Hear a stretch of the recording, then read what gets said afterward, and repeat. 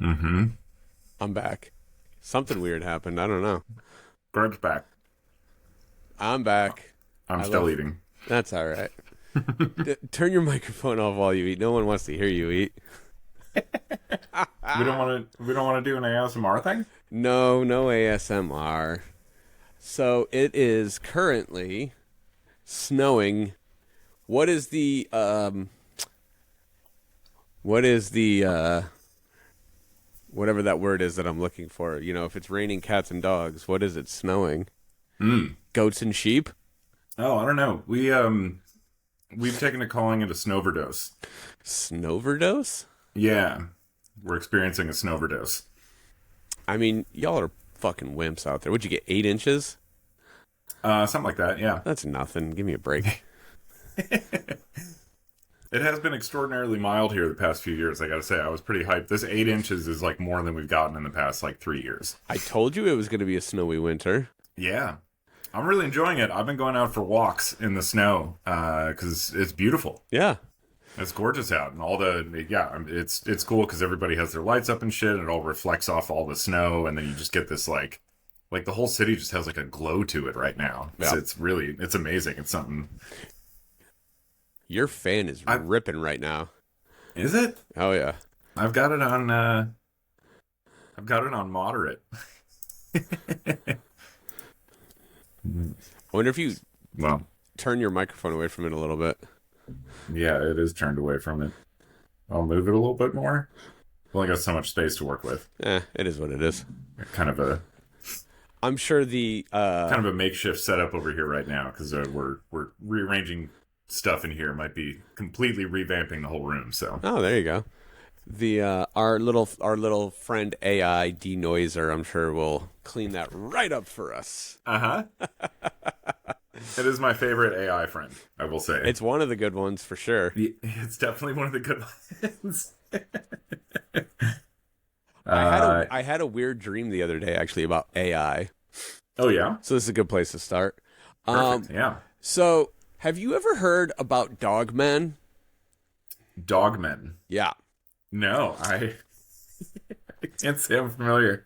So I don't know if it's a cryptid or if it's a like a military project or even just, you know, another species that existed once upon a time a long time ago. Because like you Okay. think of like in the Egyptian like hieroglyphs, there were like humans with like animal heads and such, Yeah. right? So there are multiple facets to this whole thing that kind of conjured up this Okay. nonsense. I'm So excited already. so the first part is, what if once upon a time dogmen were real and humans, as they became the dominant race or dominant species, domesticated dogmen into the wonderful, lovely puppies that we have now? Mm. Now, there's another article that I read the other day about how raccoons are evolving at a rapid pace to maintain the species, and they are domesticating themselves. And what that Oh. means is they are becoming more friendly. Their physical features are evolving to be cuter. And there was a couple of other things that they had listed in this article. So, you know, I'm a big fan of raccoons. I actually own a Hmm. I adopted a raccoon in Chicago, in some farm outside of Chicago. Oh, nice. They are currently illegal to own in New York, but hopefully one day that changes. And if it does, I'll be the first one to have a pet raccoon. Now, back Awesome. to the notion of one species becoming dominant over the other. If Hmm. once upon a time there were dogmen and humans became superior, and in that process, dogmen domesticated themselves,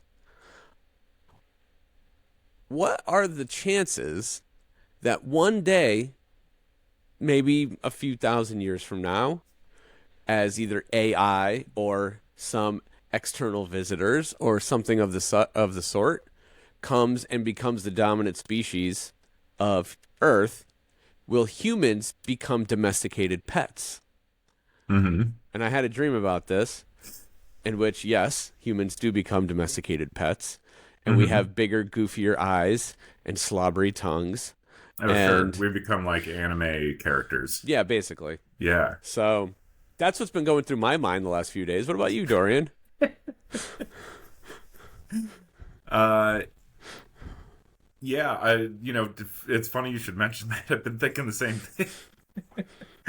No, I have not been thinking about us becoming domesticated. Although I'm with you on that. That certainly could happen. Yeah. Yeah, I don't see why not. I don't know why we need the like dog men part of it. Like I think just dogs being domesticated still kind of completes the chain Well, of logic that you're creating here. well, it's all about tying multiple threads together because the more I venture into the unknown, the more I Hmm. discover. And Yes. I think I feel like the fossil record would probably show some evidence of dog men, but here's the thing about that. Here's the thing about that. Just like, um, just like the UFO under the pyramids and all the other cool things happening underneath the pyramids. We only know what they want us to know. This is turning into a Joe Rogan podcast very yeah, quickly, but yikes. Well, a I mean, good and a this is good a good Joe Rogan podcast. okay. Possibly an oxymoron, but Ah, uh, you can't or I talk guess shit. I guess a paradox and You oxymoron would be don't two listen two to him, words. so be nice. You That's don't true. know. I don't. So That's fair. My question. This is my question for like pretty much every conspiracy, is like why? why? Like what? Why Yeah, not? like Why what? not? What is the advantage to concealing the existence of dogmen? The winner rewrites history. That's all. Sure, Here's the but like thing. we won. Yeah. Yeah. We won, but we just don't want to acknowledge their existence because we don't want them coming back. We don't want the dogs to rise to power. We want to keep them. Okay. We want to keep them domesticated. So we have to erase their history of superiority once upon a time. Mm. Oh, so they were the superior race, and then we, And then we like the Cro-Magnon man, evolved into. yeah, exactly. Yeah. Okay. So there was a battle once upon a time. Can we add this into the radio play? For sure. Uh, Jimmy definitely, I See, think, there we go. assumes that he has the stature of a Yeah. human person. Well, Yeah. I think the point being is That could be ancestral memory. Yeah. the point being is how do these things happen where this hierarchy is agreed upon and exists for a millennia, right? Hmm. Something happened once upon a time. They weren't just wolves in the wild. Rah. They might have been, but they also might have been dogmen. They might have been dogmen. There's this guy on Howard Stern. What is his name? Oh fuck. All of my Howard Stern friends are going to be so disappointed in me that I'm spacing on his name. Eric. No, not Eric. It doesn't matter. He's a conspiracy, like a hardcore conspiracy theorist. Yeah. And he talks about dogmen a lot. So that's where that seed was planted, was by him talking about dogmen. Okay. But I was like looking at my dog and I was like, I wonder if once upon a time you were more than you are now. Right. Yeah, and now being a dog owner, like there's times where you're like, I swear we just communicated like people. Yeah. Or sometimes you look in their eyes and you're like, I can see a whole human soul behind those eyes. Exactly. See? And then versus No. I understand. Yeah. And I have a neighbor whose dog is like the most dog Yeah. I've ever met. Like he just does dog shit all the time. Yeah. And like you look at him and you see a dog. Yeah. But like Jimmy, I'm like, there's something more going on in there. Yeah. Yeah.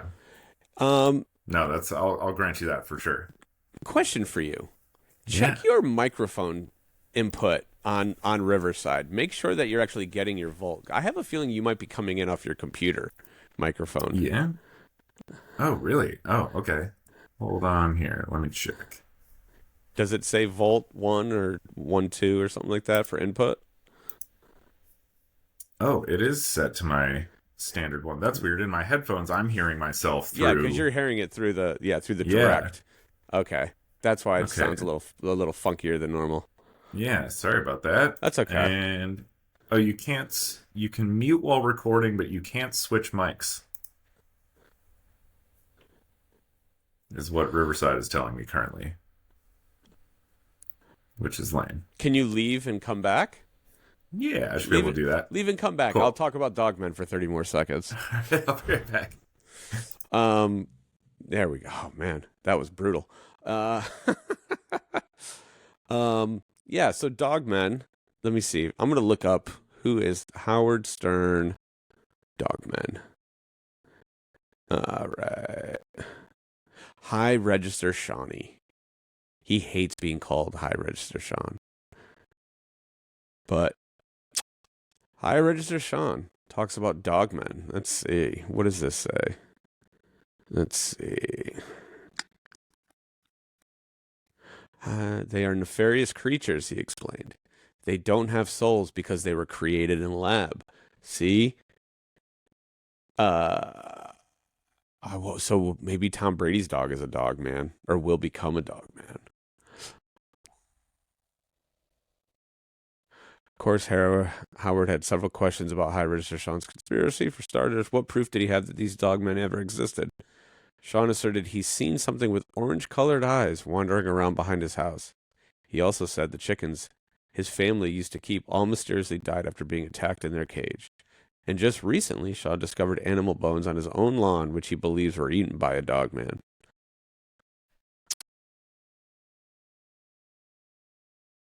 He's back. Do I sound better? Yes, you do. Excellent. Yeah, that's That's much probably better. why you were hearing the fan so hard, also, Yeah, because yeah. you were like, Yeah. "What's a mic like right next to it?" Yeah, I did it. So, All right, all right. take so three. I Yeah. did a little research. I did a little research while you were gone. His Ooh. name is High Register Sean. He believes that dogmen live on his property, have killed his chickens, and stalk him at night with bright orange eyes. He said they are nefarious creatures. They don't have souls because they were created in a lab. So now maybe they took ancient DNA of old dogmen and cloned them, or did whatever this new thing is that they're doing, where they're bringing prehistoric creatures back to life. Doing So some maybe, Jurassic Park shit. yeah. Yeah. Yeah. So, moral of the story. Let's hope that one day humans don't get domesticated the way dogmen were thousands of years ago. Or it could be worse. It could be like the Matrix, and we just get like turned into, like biological batteries for the machines. Well, either way, everything's fucked. Yeah. Ay, ay, ay. Well, it's a snow day today here in upstate New York.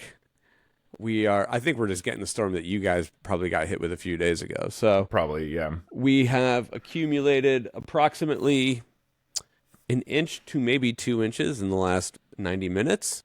So we're off to a good start. Nice. Hey, that's healthy. Yeah. Because oftentimes when we get these like severe storm warnings that are coming through, it ends up being like nothing. Yeah. And I'm always like a little disappointed. I kind of Sure. want the shit show to come through and just like fucking let winter just dominate all of us for a couple days. Yeah. I enjoy that experience, to be honest. So no, I'm glad, because we had this. We actually, my wife and I were in Los Angeles for Thanksgiving, and because of all those storm warnings and stuff for Chicago, we had to change our flight and fly. Like, we took a red eye, Friday into Saturday morning. Yeah.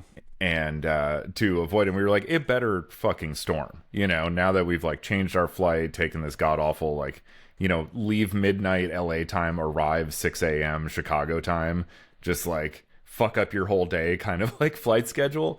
Did you stay up? Did you play through? No, I was in and out, Well, no, kinda. I meant when you landed. When you Oh, landed. once we got once we got home, I probably like zoned out on the couch a couple of times during the day, but yeah, I just worked through it. But anyway, so we were like, it better actually fucking storm, since we went through all this trouble to get back in time, and thankfully it did. So There you go. It's been kind of delightful. I was wondering, because someone told me that, like, oh, Christina's family was all in Chicago for Thanksgiving, and one of them, I don't know if Nico, if you listen to this, I'm blaming you. Um, I don't know if they had too much to drink or whatever, but somebody told Christina that they were getting 5 feet of snow. Was that a legitimate thing at any point? No. Okay. we were we were never going to get 5 feet of snow. We were never going to get 1 foot of snow. Yeah. But we did get a good like 8 inches, and yeah. 5 feet though. Yeah. What a bold statement. I like. Well, to confidently say to someone, like, do you know how insane that is? That's a 5 lot of fucking snow. Well, feet? that's what I so said. I was like, you know what? As much as I've been dying for a snowstorm, I think 5 feet might be too much. Yeah. I think that 2 would feet. be too much. I think 2 feet would be rad. I think a good, solid, just like 36-hour snowfall of 2 feet of fluffy snow. Mm-hmm. But yeah, 5 feet is a bit excessive. That's and I also insane. said, I was like, there is zero chance that Chicago's actually getting 5 feet of snow over the next couple of days. I was like, so whoever told you, I didn't even bother to find out. I was just like, I don't know.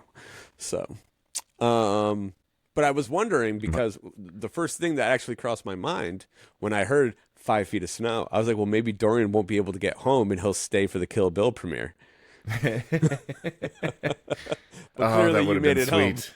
Yeah, we came home early, unfortunately. Yeah. It was a bummer. I wish, because I've discovered, much to my fucking horror, that there is going to be 0 film screenings of Kill Bill: The Whole Bloody Affair in Illinois.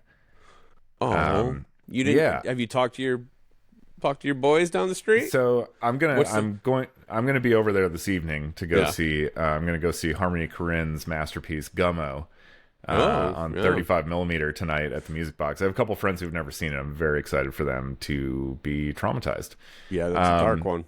Yeah, I have that on VHS somewhere. Oh hell yeah! That's a tricky one to get.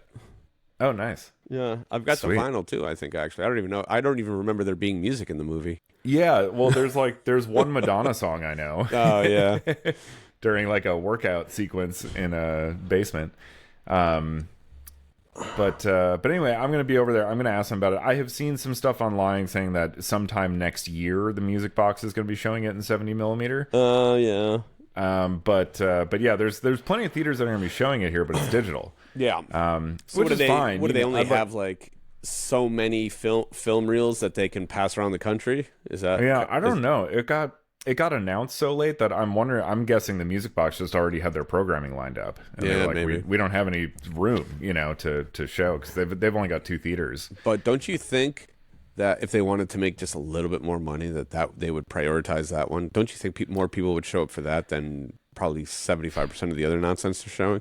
Dude, that theater, I am constantly impressed at the number of people they are able to pull into their screenings. And okay. I think during like December 5th, around then, from when it's supposed to be releasing, they're actually doing their like White Christmas or Sound of Music, like sing-alongs that they do every holiday season. They do like 7 screenings of these things, and they are all 750 person theaters, completely sold out. Is this like the lighthearted, innocent version of a Rocky Horror Picture Show or something, where like the audience like participates with the movie? 100% correct. Okay. And then they counter program it in the evenings with Eyes Wide Shut and Gremlins. Perfect. So actually, it's great. Yeah. Let's see.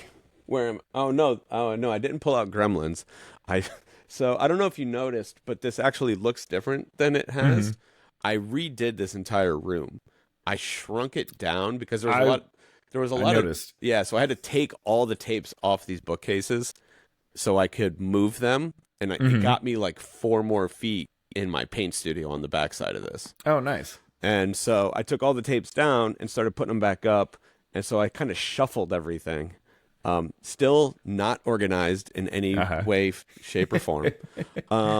But I found this one, and I thought it was really funny because this is a movie that I like. I have vague memories of, and I know it's not that it's not a super deep cut, but it is a good one. I'm wondering when the last time you saw this was. Munchies? Yeah. Definitely back in the Blockbuster era. Yeah. I remember the cover very well. I do not remember the movie Yeah. like at all. I mean, it's basically like it's almost a parody of Gremlins, I think, right? Essentially. yeah. If I remember oh man, the 80s were Yeah. the glory days of just it's- like let's just rip everything off. It's the same team that did Little Shop of Horrors. Oh, okay. Yeah. Nice. And so I think it's much more like satirical. I think they were kind of clowning on all of those sort of like blockbuster. Is this a family movie? Is it not a family movie? Yeah. Is it lighthearted monster musicals? Yeah. There you go. Have you ever seen the original Little Shop of Horrors with Jack Nicholson? I actually have it somewhere. Okay. Oh, do you have the tape? Because Yeah, I I do. used to have this tape, so I wonder you probably have the exact same copy. But yeah, Roger Corman produced this. I know. When I saw that Jack Nicholson was in, I was like, I honestly had no idea it existed. I just found it one day. I've never actually Same. watched it, but That's how it happened to me. I like weirdly came across it in like a Best Buy when I was about 14 years old. oh, And I had some of our family friends growing up were like big theater kids. And it's probably part of why I fucking hate musicals so much. yeah. But yeah, so when we were kids, like Christmas and family stuff with these people, there would always be Little Shop of Horrors playing in the background. I like hate this movie. Oh wow. Yeah. I mean, Just- even the Rick Moranis one, I was never a huge fan of it. yeah, that's the one I was overexposed to. Yeah, I have like a soft spot in my heart for Rick. I think I very much am looking forward to this new Spaceballs because it's like the first movie that he's been in like 30 years or something. So that'll be fun. It'll be terrible. I'm calling it now. I'm sorry. Mel Brooks has never put out a bad movie, so watch your mouth. We'll see. Yeah. We'll see. This, the 2020s are a time for everyone to compromise themselves. And also film. I do agree with Quentin Tarantino's assessment that filmmaking, there's a certain age where beyond that you don't get better as a filmmaker, at least historically speaking. You don't have to get better; you just stay good. Well, okay, there might be some active diminishment occurring. Okay. Yeah. Woody Allen. Some of his best movies have been in his later career. Midnight in Paris and what was that other one that was quite good? I can't think of the name of it now. One of the ones that takes place in Italy, I think. Yeah, I don't think those hold a candle to like Annie Hall or his earlier work that he's truly known for. I don't know.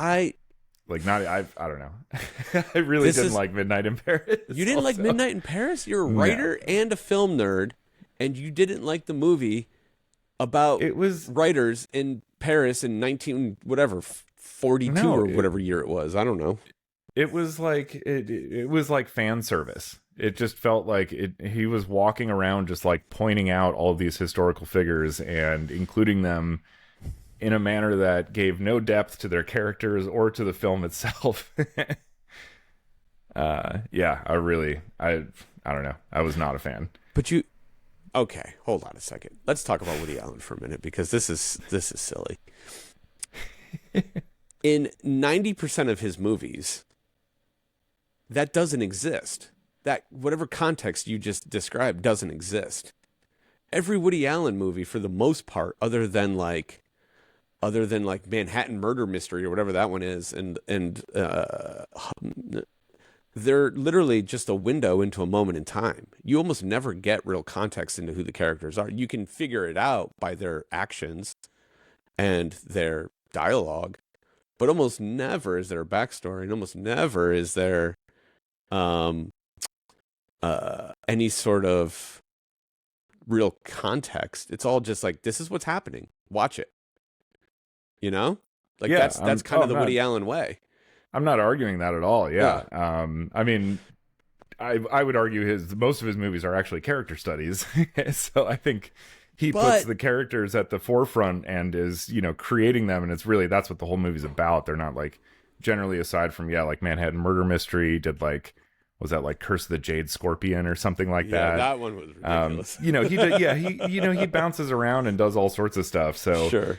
but yeah, no, I mean, most of them are like very character forward, but this, Midnight in Paris, like you're bringing up all these like, writers and painters and stuff from this period in time. And I thought that like he didn't use that anachronism to create any real interest or depth to the film. It essentially was a way for this pretty kind of generic romance story to play out against a gimmicky background that he included just so we could occasionally go, oh, look, there's Toulouse-Lautrec. And there'd be a shot of Toulouse-Lautrec, and that was the end of it. Like, Yeah. it felt like this weird, like, sure, I get it. You like these people, and that's great, and maybe wanted to, like, showcase their stuff to some degree, but I don't think he even really pulled that off. He just kind of, like, walked by them and was like, there's this person. And then it was like, okay, now back to boring Owen Wilson or Luke Wilson, whichever one it was.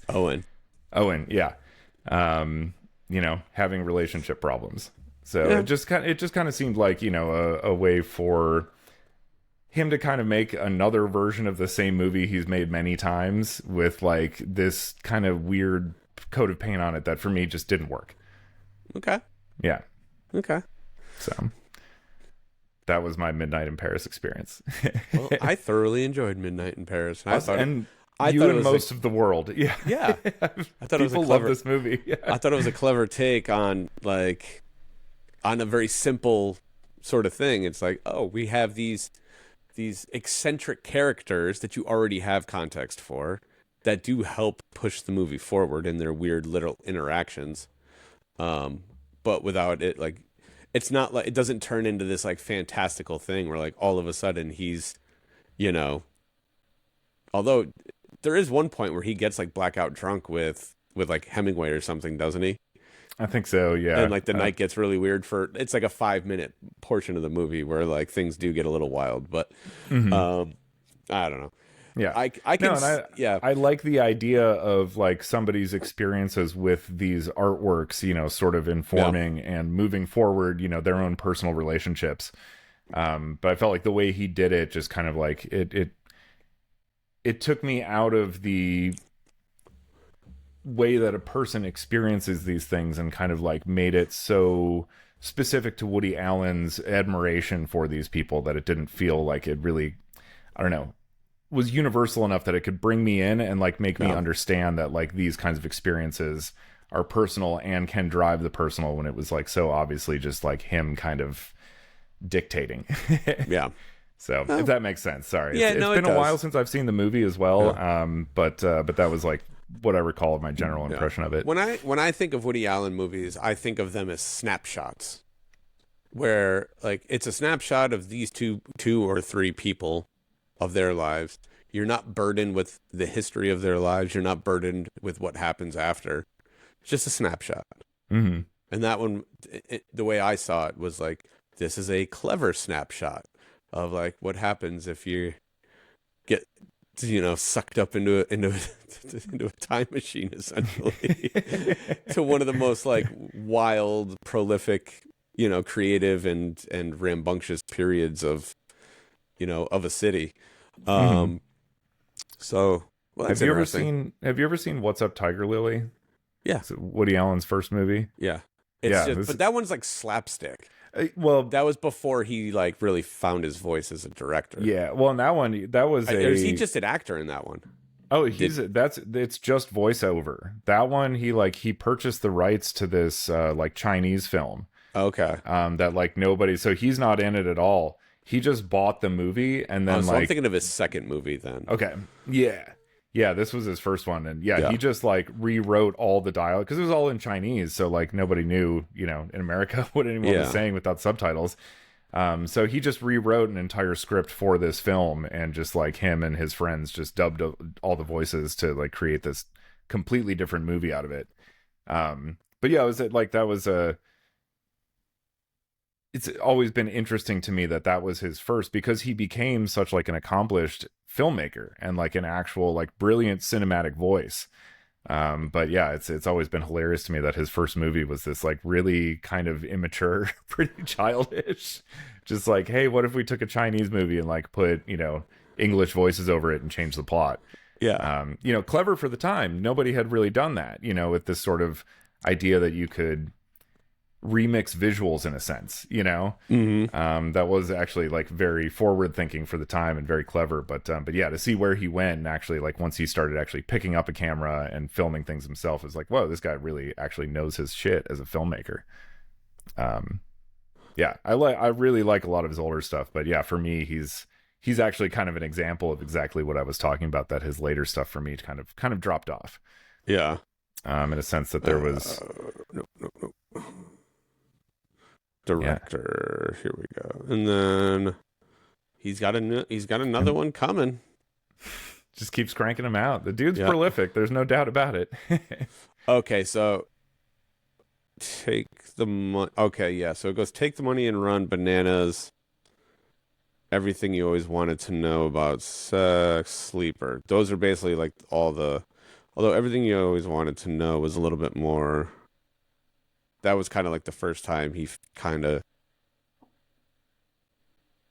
leaned into what he was going to do, I guess. Mm-hmm. So yeah. So I had a girlfriend in high school that was like weirdly obsessed with bananas.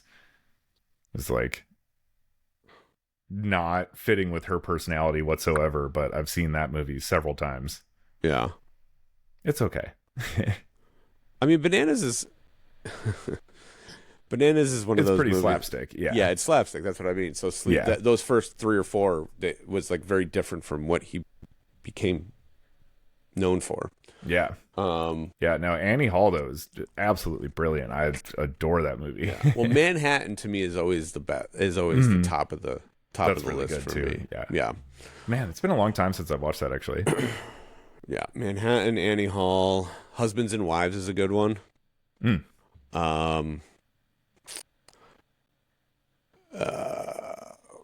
I mean, I just had the list up. God damn it. Let's see here. We're going to get canceled for talking about Woody Allen. Yep. Separate the art from the artist. Yeah.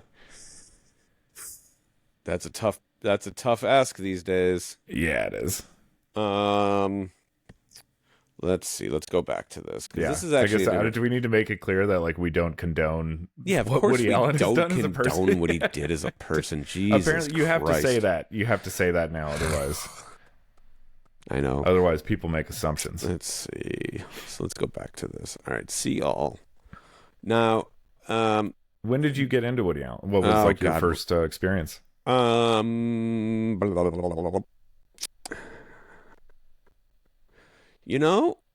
mean, if I was being totally honest, let's see here. It might have been Celebrity or Deconstructing Harry, because it was when I was a teenager. Okay. So it was probably one of the current movies that he had put out. So that's what I was just looking. So Celebrity was 98, Deconstructing Harry was 97, Sweet and Lowdown was 99, Small Time Crooks, that was a really good one. I remember Sweet and Lowdown. That's seeing that definitely when it came out. Yeah. And then Curse of the Jade Scorpion was 01. So it was somewhere in that pocket was when I discovered Woody Allen, and then I started working backwards. Mm-hmm. And definitely Alice, Crimes and Misdemeanors, Hannah and Her Sisters, Broadway Danny Rose is an amazing one. Stardust Memories is another masterpiece. Manhattan, Annie Hall. Those were back to back. Annie Hall. Oh no, it was Annie Hall Interiors, Manhattan. That's like the trilogy, I think. That's a run, yeah. Yeah. And then that's everything. And then everything before that is, and Love and Death was sort of this weird, like almost like a European art house film, I think, if I remember correctly. Okay. Maybe some inspiration from like Fellini or something like that, but I could be making that up. I want to say no. I think you're right. I think Fellini and or Bergman. Something in that vein. Yeah, I want to say Sven Nykvist, who was Ingmar Bergman's cinematographer, might have shot like a couple of his movies. Yeah. Yeah, that dude had a crazy career. He shot Sleepless in Seattle. Like, I don't know. Really? He shot like Persona and like all these like Swedish art films. Okay. He's the DP on Sleepless in Seattle. That's crazy. Which, you know, kudos to the director of Sleepless in Seattle for getting like a fucking world-class cinematographer. Well, I mean, I mean, I haven't seen that movie in 25 years, but I don't know if I've ever seen it actually. what's that? Meg Ryan, right? Yeah. Matthew Broderick and Meg Ryan? Tom Hanks. Tom Hanks and Meg Ryan, whatever. Same thing. Same thing. I'm gonna Tom run Hanks with is that. just 4 inches taller. That's literally Just the a only taller Broderick. We just call him Tall Broderick. You know, that's the industry name for him. So I actually watched the Tom Hanks movie that I had never seen before a couple of days ago. Oh yeah, Yeah. what's that? Which one was that? Oh, Sven Nykvist shot Celebrity. Okay. Yeah. The Polar Express. I had never actually watched it. I've And- never seen it either. It's fucking weird.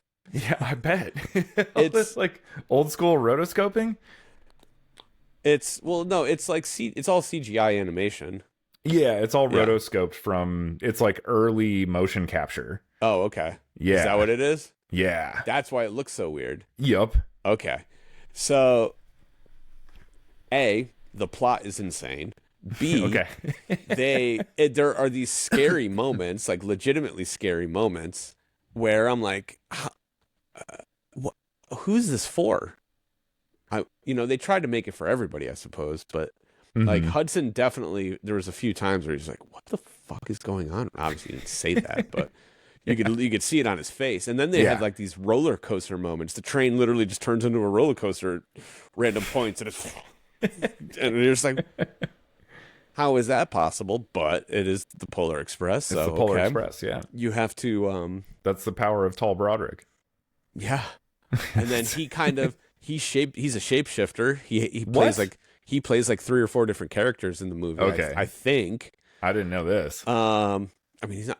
It's all fantastical, but the best part is they go over this like, is it before the frozen lake or after the frozen lake? I don't know, but there's this scene where there's thousands of reindeer just in this like this opening. There's like a valley in between these mountains, and there's just thousands of caribou, and it just stops. And they say caribou in the movie, Mm-hmm. and I was like, "Whoa, Hudson, look at all those caribou!" And he goes, "Those are reindeer." And I was just like, okay. And then Santa's Village is now like New York City in 1920. That was the other crazy part. It was like a full on like Art Deco industrialist like paradise. Yeah, and there's just thousands of elves everywhere, and like the elves are crazy looking. I was like, this movie is nuts. Wow. Yeah. So Didn't realize. I knew it. I've always been alarmed by the longevity that movie has enjoyed. I remember when it came out, it seemed like just such a so the director Robert Zemeckis, yeah. because he did Beowulf also kind of like around that time. He was just experimenting with a lot of this like motion capture tech and really trying to push that stuff forward. Okay. And it resulted in these like really kind of like bizarre uncanny valley kind of creations. Yeah. Like that, and Beowulf too. And and somehow, so Polar Express, I thought it was like, okay, it's like this tech demo, that like this technology will be superseded in a few years, and then that'll be what people actually do. But for some reason, it's like every year around the holidays, there's theaters showing Polar Express. Well, I think it's a one of one movie. It exists in its own bubble because one, the book is timeless, and it hasn't been done again, which is surprising. So watch it, probably next year. There's probably going to be a new fancy version of it or something that is nowhere near as disheartening as that one was. But they'll AI upscale it, showed at the Sphere with like fans and like snowblowers. honestly, that's a movie that would work at the Sphere, because when they go into those roller coaster scenes, if you did that at the Sphere, you would definitely get some people fucking.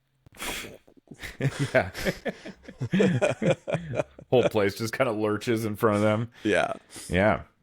What Wow. Yeah, that's a wild one. Did you guys watch it at home, or Yeah, did you guys go out yeah, and see yeah. it? No, yeah, we watched it at home. He's not in movie theater mode yet. Okay. He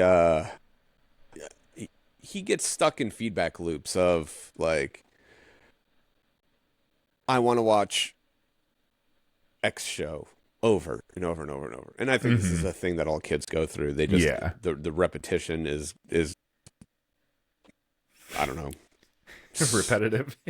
No, there's like some sort of security that comes with just knowing what they're getting into. Sure. It's a safe place. Yeah. Yeah. And so, there are days where we're like, do you want to watch something new? And he'll be like, yeah. And then there are days where we're like, do you want to watch something new? And he's like, no. Mm.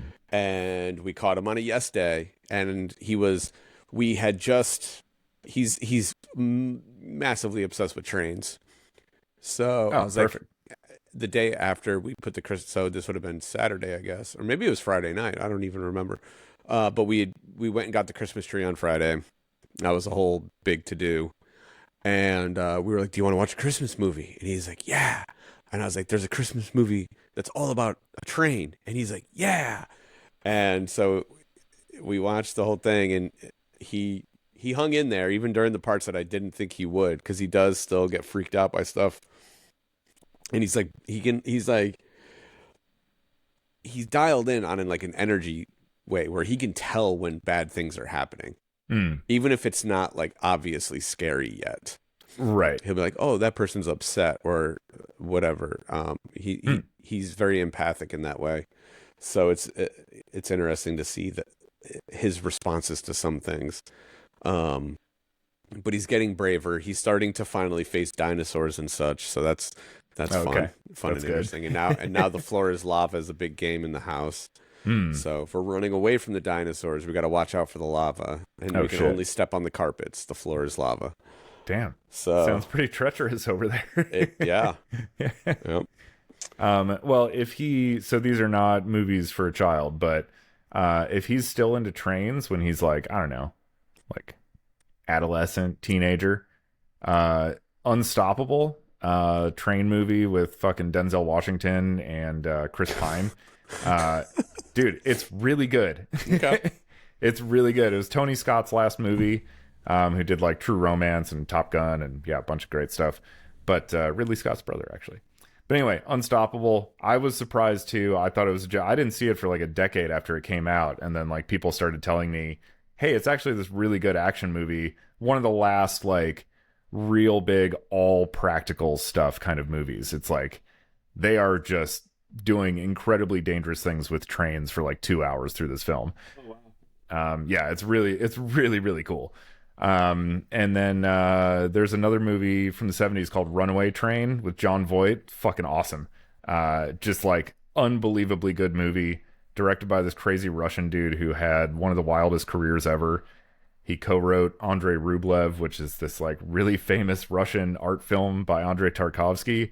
And then he directed Runaway Train, and then he went on to direct Turner and Hooch. Oh, perfect. That's quite Yeah, the journey he went on. It is such a fucking insane I'm trying to career see. that this guy had. But Runaway Train is like legit amazing film, really incredible. Oh, this might be a couple of them.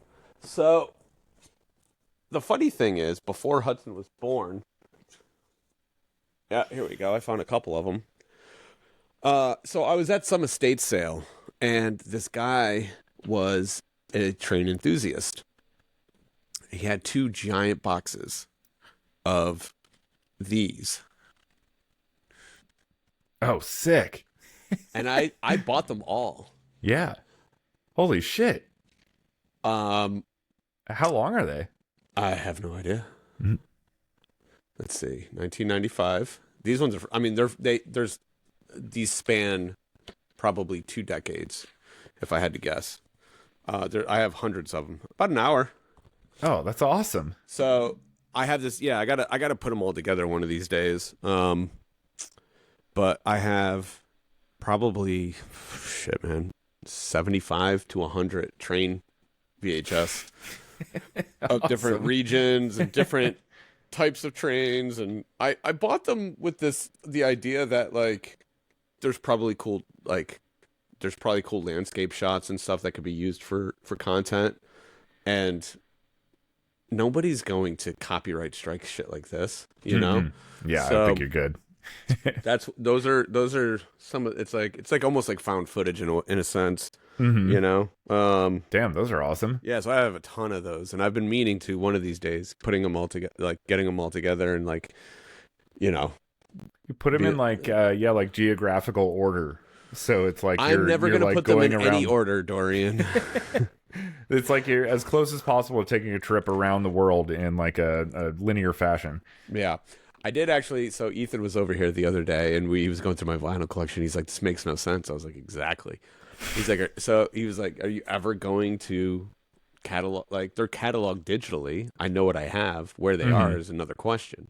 Sure. And he was like, "You got to organize these things so you can find what you're looking for." I was like, no, because when I look for something, I'll find something better. Mm-hmm. This is how the mind of a crazy person works. Yep. Right. And he was like, "Well, just organize them." I was like, "Bro," I was like, "You know how much I hate the word genre. Don't ever say organize them by genre. I'll never do that." I was like, the only plausible option in my mind, the only one, is to organize them by maybe decade. Just have a section of 70s, a section 8, whatever's in it is in it. That's it. Yeah. So maybe one day they'll get organized loosely chronologically. But even then, in the 70s box, it could go 71, 78, 73, 72, whatever, you know? So, but I don't even know how beneficial that would be to do with the VHS, because the span of time is so much shorter. You know, in my record collection, it's anywhere from 1955 all the way up to 2025. So you could just be like, okay, these two boxes are this decade, these two boxes, you know, and like maybe the 80s box and the 70s box are probably bigger than everything else. I don't know, but we have our bookshelves organized by color. That's insane. It's pretty awesome. I mean, I'm sure it looks cool. Yeah. It looks great, but it's exactly because I have my movies organized just alphabetically, just so I can find shit. Yeah. But I agree. I often find myself I'm looking at I see the same things. Yeah. Every time I look, well, that's the whole thing. It doesn't. Yeah. It doesn't change. Yeah. And like it's fine because for me, there's a lot of time doing like fucking research. I'm trying to pull shit from certain films. I need to be able to find this movie. You know.